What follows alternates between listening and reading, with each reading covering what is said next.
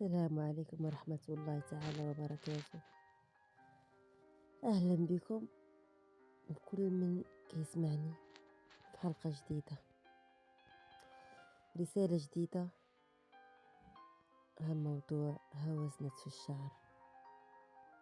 كثير منا كيعيشوا ضغوطات في الحياة، كاين اللي واعي بها وكاين اللي عايشها بلا ما يحس. ظروف صعيبة، خدمة فيها ضغط، مسؤوليات، أسرة وأفكار ما كيساليوش، وكل هاد الشي كيتجمع داخلنا لأننا تعلمنا من صغرنا ندخلوا كل شي لداخل.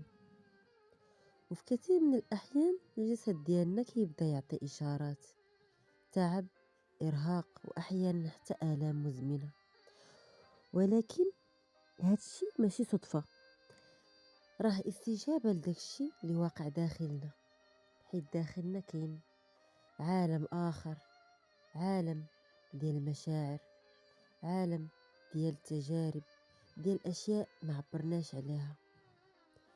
وكل ما قربنا لهذا العالم وكل ما بدينا نفهموه كنبداو نفهمو راسنا أكثر، وكنبداو نشوفو بوضوح علاش كتوقع لينا بزاف ديال الحوايج في حياتنا، حيت الإنسان منه كيخرج كل شيء.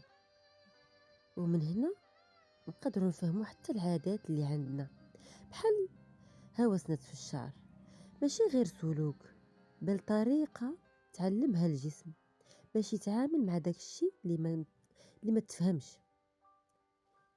في ديك اللحظة ملي كتجيك الرغبة، راه ماشي غير رغبة، راه شعور كيطالب بالانتباه. الجهاز العصبي كيكون في حالة توتر، كيقلب على طريقة باش يهدى. وإلا ما قربناش للشعور غادي نمشيو مباشرة للسلوك. ولكن إلا وقفنا شوية وسولنا راسنا شنو كنحس دابا، وبقينا مع داك الإحساس كنسمعوه، كنعطيوه مساحة، كيوقع تغيير عميق. الجهاز العصبي كيبدا يهدى بوحدو والسلوك ما كيبقاش ضروري. وهنا كنكتشفوا واحد الحقيقة بسيطة: الشعور ماشي عدو، الشعور رسالة، وكل ما قربنا ليه كل ما قربنا للتشافي. باش نقربوا الصورة أكثر نعطيو واحد المثال. تخيل معايا طفل صغير ملي كيحس بشي حاجة ماشي مزيانة ولا بشي إحساس ما مفهومش، كيبدا يبكي ولا كيصرخ، ماشي حيت بغا يزعجنا ولكن حيت ما عارفش كيفاش يعبر.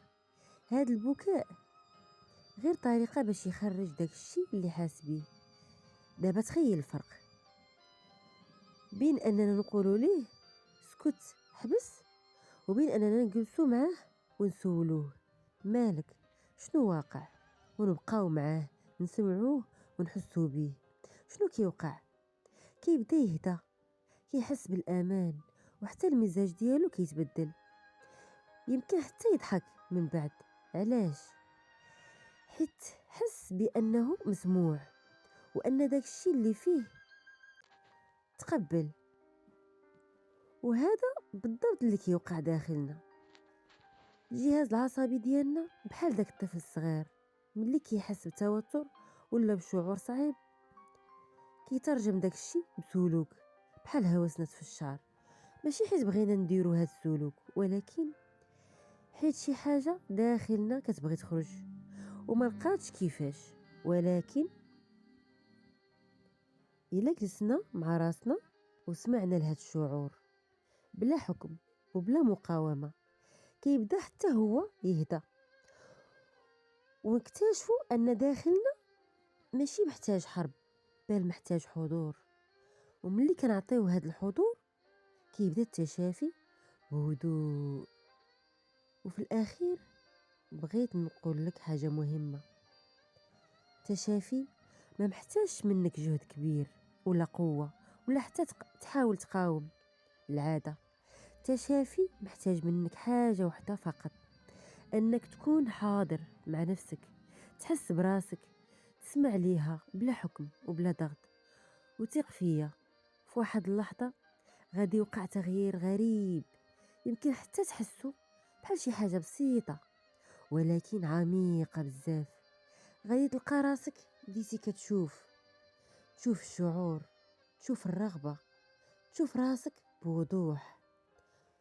ومن هنا كتجي القدرة أنك تختار، ماشي أنك تحارب، بل أنك تختار بهدوء.